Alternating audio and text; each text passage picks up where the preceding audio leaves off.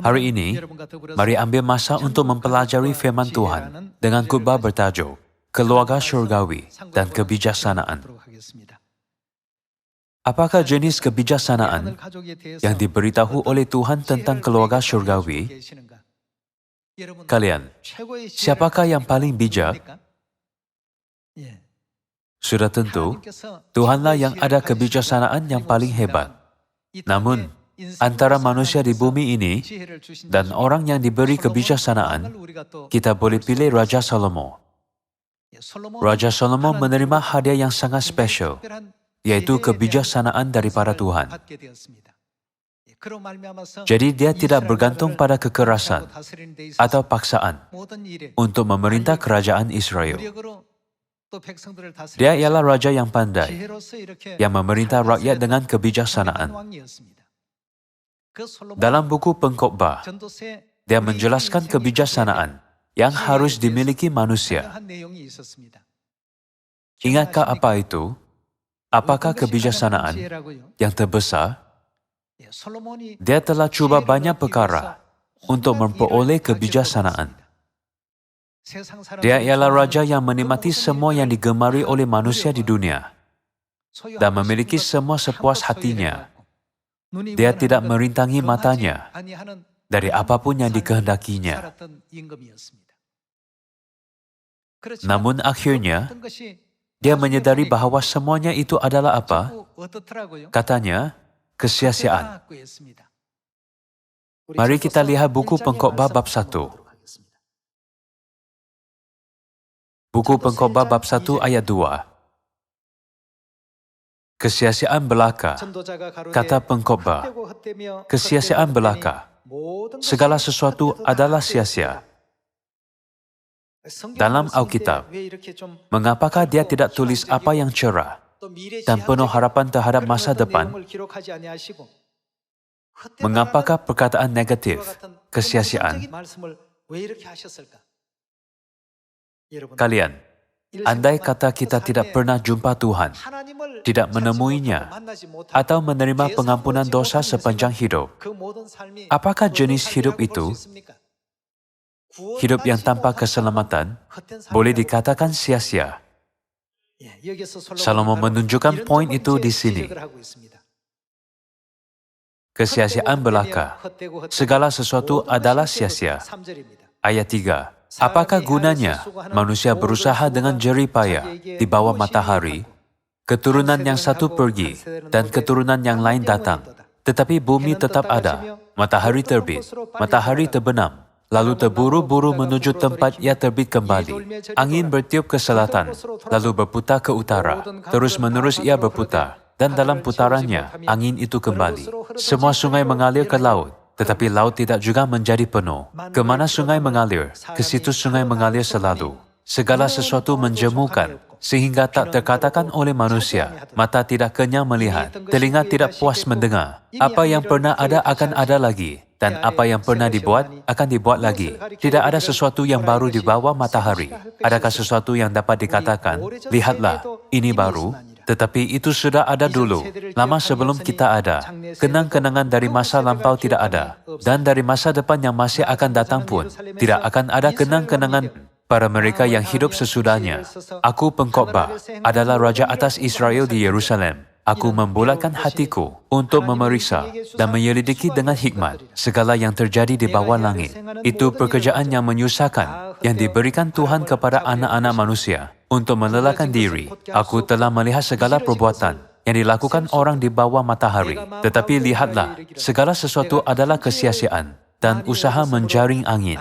Yang bongkok tidak dapat diluruskan dan yang tidak ada tak dapat dihitung. Aku berkata dalam hati, lihatlah, aku telah memperbesar dan menambah hikmat lebih daripada semua orang yang memerintah atas Yerusalem sebelum aku. Dan hatiku telah memperoleh banyak hikmat dan pengetahuan. Aku telah membulatkan hatiku untuk memahami hikmat dan pengetahuan, kebodohan dan kebebalan. Tetapi aku menyadari bahawa hal ini pun adalah usaha menjaring angin. Karena di dalam banyak hikmat ada banyak susah hati. Dan siapa memperbanyak pengetahuan, memperbanyak kesedihan. Dari bab 1 hingga bab 12 buku Pengkhotbah, dia membincangkan semua masalah hidup. Apakah kesimpulannya? Akhirnya manusia hanya tamakkan perkara yang sia-sia. Mereka saling bergaduh, bertengkar, dan mencederakan demi kebaikan sendiri. Namun, semua adalah sia-sia dan usaha untuk menjaring angin. Sebab itulah ungkapannya yang pertama, ialah kesia-siaan belaka. Segala sesuatu adalah sia-sia. Semasa hidup, jika kita tidak menjumpai Tuhan, tidak menerima pengampunan dosa dan keselamatan daripada Tuhan, serta gagal memasuki syurga, maka hidup ini betul-betul adalah menjaring angin. Apabila masa berlalu, dia tidak dapat jumpa makna dalam semua yang buat dia berfikir, kenapa aku harus hidup seperti itu? Jadi dia bertemu dengan banyak orang bijak, serta bercakap dengan orang yang terkenal dengan hidup bijak. Walaupun dia cuba memahami hikmat dan pengetahuan, kebodohan, dan kebebalan, dia tidak dapat jumpa kebijaksanaan benar dan kekal yang dicarinya.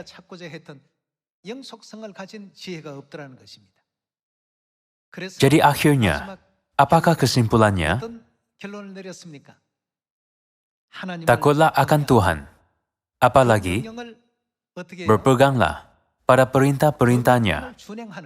Maksudnya mematuhi perintahnya. Inilah apa yang dia ingin beritahu manusia di dunia tentang kebijaksanaan terbesar yang harus kita miliki. Semua ahli keluarga syurgawi harus ada kebijaksanaan ini. Tuhan ialah sumber kebijaksanaan, pengetahuan, dan kasih. Jadi sambil memikirkan ahli-ahli keluarga rohani, mari kita faham mengapa Tuhan mahu memberi kita kebijaksanaan ini melalui ajaran Alkitab. Mari kita lihat buku Pengkhotbah, bab 12. Bab 12 ayat 11. Kata-kata orang berhikmat seperti kusa, dan kumpulan-kumpulannya seperti paku-paku yang tertancap, diberikan oleh satu gembala. Lagi pula anakku, waspadalah, membuat banyak buku tak akan ada akhirnya, dan banyak belajar melelahkan badan. Ayat 13. Akhir kata dari segala yang didengar ialah, takutlah akan Tuhan, dan berpeganglah pada perintah-perintahnya, karena ini adalah kewajiban setiap orang. Karena Tuhan akan membawa setiap perbuatan ke pengadilan yang berlaku atas segala sesuatu yang tersembunyi, entah itu baik, entah itu jahat. Salomo memeriksa semua jenis kebijaksanaan yang ingin didapatkannya di bumi, dan cuba mendengar semua hikmat, kebodohan, dan kebebalan, tetapi tidak memperoleh apa-apa. Semua adalah sementara, sekejap dan seketika. Kalian, hidup kita adalah sangat singkat. Hidup kita seringkali disamakan dengan setitik embun di atas daun. Sebaik sahaja matahari terbit, titik embun itu pun hilang. Hidup kita sangat singkat, jadi ia digambarkan sebagai setitik embun di atas daun. Saya betul-betul harap kita memikirkan sekali lagi betapa dekat syurga yang kekal dan betapa singkatnya hidup kita, sambil berusaha untuk menjalani hidup setiap hari dan setiap jam, membina hubungan yang baik dan indah dengan Tuhan. Namun apabila kita memahami kebijaksanaan yang benar dan kekal, itulah takut akan Tuhan dan berpegang pada perintahnya. Berpegang pada perintahnya bermaksud mematuhi perintahnya. Orang yang memperoleh kebijaksanaan yang benar tahu bagaimana mematuhi dan mengikut perintah Tuhan. Fikirkanlah ini.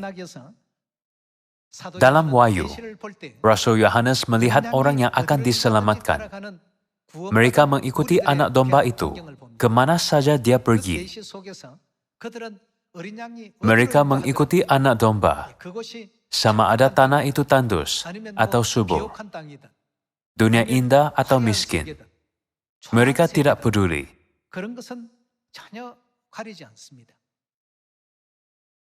Mereka boleh dikatakan orang yang ada kebijaksanaan benar.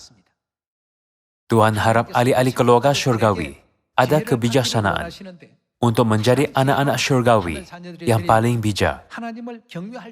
Anak-anak yang menakuti Tuhan dan mematuhi perintahnya akan betul-betul diberkati di syurga. Bukan? Mari kita pergi ke buku Ulangan bab 28. Buku Ulangan bab 28, ayat 1 tertulis,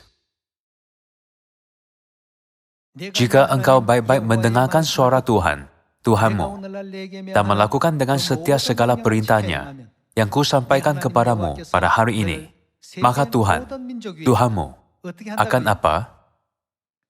Apabila engkau baik-baik melakukan dengan setia segala perintahnya, yaitu mematuhi firman Tuhan, Tuhanmu akan mengangkat engkau di atas segala bangsa di bumi." Ayat 2. Segala berkat ini akan datang kepadamu dan menjadi bagianmu jika engkau apa? Mematuhi Tuhan. Tuhan berjanji akan memberkati. Jadi dia pasti tidak akan mendatangkan bahaya. Segala berkat ini akan datang kepadamu dan menjadi bagianmu jika engkau mendengarkan suara Tuhan, Tuhanmu. Sudah tertulis bahwa Tuhan akan selalu memberi kita berkat ini tanpa mengira tempat, masa, dan keadaan. Diberkatilah engkau di kota, dan diberkatilah engkau di ladang. Diberkatilah buah kandunganmu, hasil bumimu, dan hasil ternakmu. Diberkatilah bakulmu, dan tempat adonanmu. Diberkatilah engkau pada waktu masuk, dan diberkatilah engkau pada waktu keluar. Diberkatilah engkau pada waktu masuk, dan diberkatilah engkau pada waktu keluar. Apabila kita mengikut, mematuhi, dan menuruti semua perintah Tuhan. Alkitab menyatakan kita bahwa hidup yang taat dan baik-baik mematuhi ajarannya ialah rahsia untuk menjalani hidup yang paling gembira dalam masa singkat di bumi ini. Hidup di bumi ini bukanlah segala-galanya buat kita. Tertulis bahwa semua yang di bumi ini ialah gambaran dan bayangan. Walaupun Raja Salomo ialah raja kebijaksanaan, dia berusaha untuk memperoleh lebih lagi. Dia membincangkan kegirangan, apa itu kebodohan dan kebebalan. Dia juga memeriksa 7 emosi dan 5 keinginan manusia, serta kelahiran, penuaan, penyakit, dan kematian yang dihadapi semua orang. Dia juga belajar tentang lebah, rama-rama, dan berpuluh-puluh ribu bunga. Walaupun dia memeriksa semuanya, dalamnya tiada kebijaksanaan yang benar. Akhirnya, dia membuat kesimpulan bahwa kebijaksanaan terpenting yang harus dimiliki manusia adalah menakuti Tuhan dan berpegang pada perintahnya, seperti tertulis dalam buku Pengkhotbah bab 12 ayat 13. Kalian, adakah semua ajaran ini dikenakan hanya apabila kita mempelajari Alkitab dan tidak apabila kita keluar dan hidup di dunia? Tidak.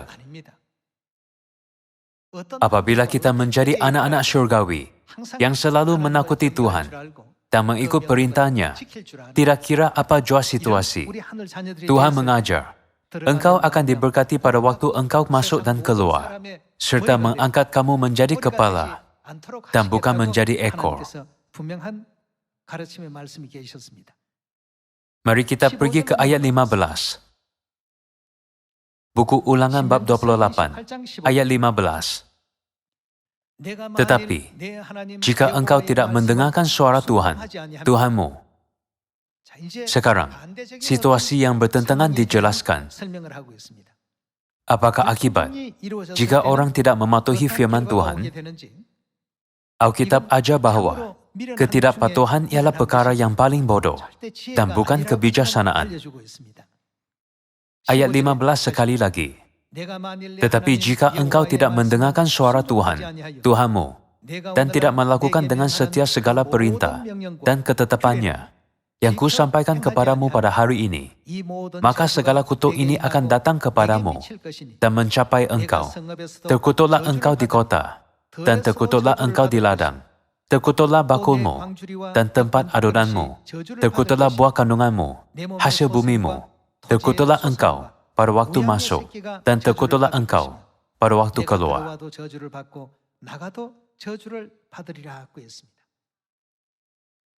Sebaliknya, apabila kita tidak mematuhi firman Tuhan, kesulitan akan mengikut kita, dan kesukaran akan menyertai kemana saja kita pergi. Saya harap semua ahli keluarga Sion kita akan menerima banyak berkat daripada Tuhan.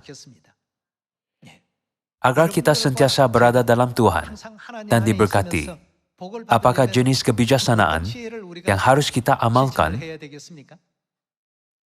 Alkitab tertulis bahwa jika ahli keluarga syurgawi kita menakuti Tuhan dan berpegang pada perintah, yaitu mematuhi perintahnya, Tuhan akan selalu banyak memberkati kita. Jadi, mari kita fikirkan sejarah kerajaan Israel. Apabila kita melihat sejarah raja-raja, ada Raja Israel yang pertama Raja Saul, Raja kedua Raja Daud, dan Raja ketiga Raja Salomo. Selepas dinasti Salomo, Israel dibahagikan kepada utara dan selatan. Negara itu berpecah belah. Nama negara di utara ialah Israel, dan nama negara di selatan ialah Yehuda. Kerajaan Yehuda dan kerajaan Israel dibahagikan menjadi dua. Selepas Raja Rehoboam, kerajaan Yehuda bertahan sampai pemerintahan Raja ke-20. Mulai dari Raja Yeroboam, kerajaan Israel di utara bertahan sampai pemerintahan Raja ke-19. Sepanjang sejarah kerajaan, kadangkala ada raja baik di Yehuda yang sedikit sebanyak mematuhi ketetapan, peraturan, dan hukum Tuhan. Israel Utara bermula dari dinasti Yeroboam hingga Raja ke-19. Tiada seorang raja pun yang berkenan kepada Tuhan. Jadi kita boleh tanya, mengapakah Tuhan biar sejarah raja-raja ditulis dalam Alkitab? Apabila kita pergi ke kerajaan syurga, kita akan dijadikan imamat yang rajani. Tuhan janji memberi kita kuasa untuk kekal memerintah kerajaan syurga menurut kehendaknya, bukan? Kita perlu semak baik-baik melalui sejarah dinasti ini. Mengapakah Israel Utara tidak menerima dan mematuhi kehendak Tuhan sepenuhnya? Itu adalah kerana mereka tiada kebijaksanaan untuk taat dan mematuhi firman Tuhan. Semasa mentadbir negara, mereka hanya bergantung pada kuasa sendiri dan kuasa manusia. Mereka tiada kebijaksanaan untuk menikmati keamanan dan kemakmuran negara dalam rahmat Tuhan. Sebaliknya, kerajaan Yehuda, ada raja-raja seperti Hizkia dan Yosia. Mereka menyadari kita tidak mematuhi hukum, ketetapan, dan peraturan Tuhan. Jadi kerajaan kita begitu teruk. Sebab itulah ada banyak bencana dan kesusahan. Selepas itu, Raja Hizkia dan Raja Yosia menyambut Paskah dengan kudus. Mereka berazam, kerajaan ini harus mematuhi hukum, ketetapan, dan peraturan Tuhan. Aku harus buat negara ini mematuhi kehendak Tuhan. Demikianlah, mereka banyak diberkati. Kita dapat melihat sejarah ini semasa zaman raja-raja Israel. Semua raja yang mematuhi ajaran Tuhan diakui sebagai raja baik dan diberkati. Namun, raja-raja Israel Utara tidak mematuhi ajaran Tuhan. Oleh itu, mereka selalu menyembah berhala dan Baal, serta jauh daripada Tuhan. Jika kita selalu tinggal dalam Tuhan, mematuhi hukum, ketetapan, dan peraturannya, hidup dalam firman Tuhan, sambil memuliakan Tuhan sepanjang hidup kita, tidakkah kehidupan rohani, kehidupan fisikal kita akan semakin makmur? Janganlah kita berpaling daripada kebijaksanaan yang diberi oleh Tuhan. Kita harus mematuhi ajarannya dan mengikuti Dia kemana saja Dia bimbing. Dalam keluarga fisikal juga, ada banyak hal baik apabila kita mendengar kata-kata ibu bapa. Begitu juga dengan keluarga rohani. Mengenai keluarga rohani, Salomo berkata bahwa berpegang pada perintah Tuhan dengan mutlak ialah kebijaksanaan yang paling hebat yang harus manusia miliki. Dia menyediakan kita, ini adalah kewajiban setiap orang. Agar ahli-ahli keluarga syurgawi banyak menerima rahmat dalam Tuhan dan memasuki syurga kekal dengan selamat, kita perlukan berkat Tuhan. Bilakah berkat itu datang kepada kita? Tuhan berkata bahwa berkat itu akan datang apabila kita mematuhi perintahnya.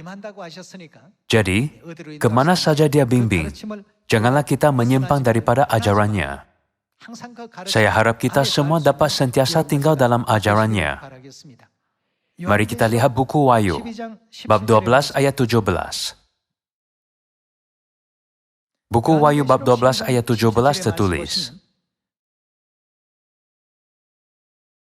maka marahlah naga itu kepada perempuan itu. Sini, naga dalam bab 12 ayat 7 ialah syaitan atau iblis. Betul? Ia tertulis seperti ini dari ayat 7 hingga ayat 9. Maka marahlah naga itu, yaitu syaitan, kepada perempuan itu, lalu pergi memerangi keturunannya yang lain, yang menuruti apa? Hukum-hukum Tuhan, dan memiliki kesaksian Yesus. Mereka ialah orang yang mematuhi semua ketetapan, peraturan, dan hukum yang diberi Tuhan, yang menuruti hukum-hukum Tuhan, dan memiliki kesaksian Yesus, dan ia tinggal berdiri di pantai laut. Syaitan menentang siapa? Perempuan itu. Dia pergi memerangi keturunannya yang lain, yang menuruti hukum-hukum Tuhan. Kalau begitu, kalian semua, Tuhan sudah menunjuk sejelasnya siapa berpihak kepada Tuhan dan siapa berpihak kepada syaitan, bukan? Siapa berpihak kepada Tuhan? Keturunan lain perempuan itu. Mereka mematuhi perintah siapa? Mereka yang mematuhi perintah Tuhan melawan syaitan. Kita dapat faham bahwa orang yang mematuhi perintah Tuhan berdiri di seberang syaitan. Dalam erti kata lain, mereka berpihak kepada Tuhan. Mereka jenis orang apa? Mereka ialah keturunan lain perempuan itu, orang yang mematuhi perintah Tuhan. Akhirnya, satu-satunya orang di bumi yang melawan naga ialah orang yang mematuhi perintah Tuhan. Seterusnya, kita baca buku 1 Raja-Raja, bab 2 ayat 1.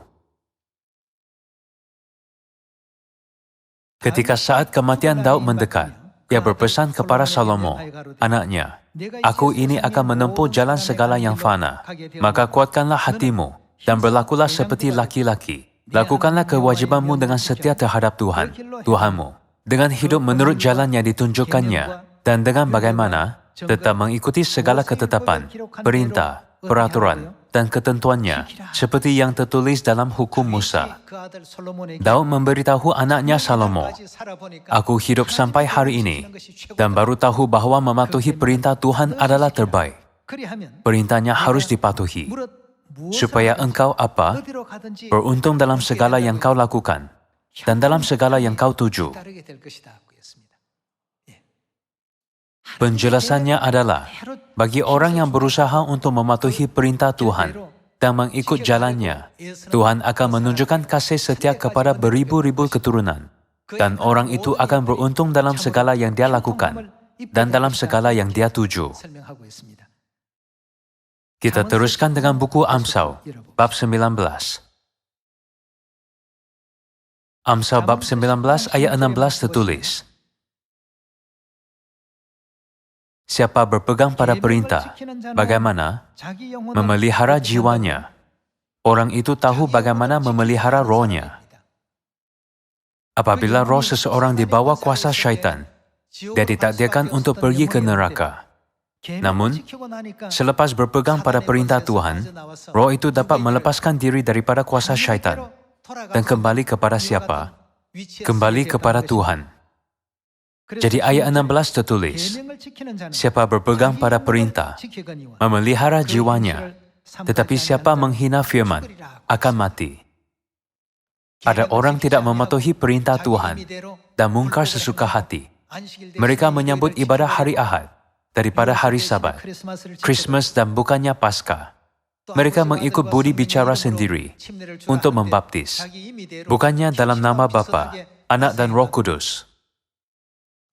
Seperti ini, Tuhan mengajak kita sepenuhnya tentang semua perintahnya di seluruh Alkitab. Mengapakah Tuhan memberi perintah? Ini kerana tanpa perintahnya, roh kita sendiri tidak akan tahu jalan ke syurga. Apabila kita berpegang pada perintahnya, satu persatu, akhirnya kita akan sampai mana? Tuhan membuat semua perintah agar kita akhirnya sampai ke syurga. Apabila semua ahli keluarga syurgawi selalu berpegang pada perintah Tuhan, maksudnya anak-anak yang mematuhi firman-Nya, kita boleh dikatakan ada kebijaksanaan yang paling hebat.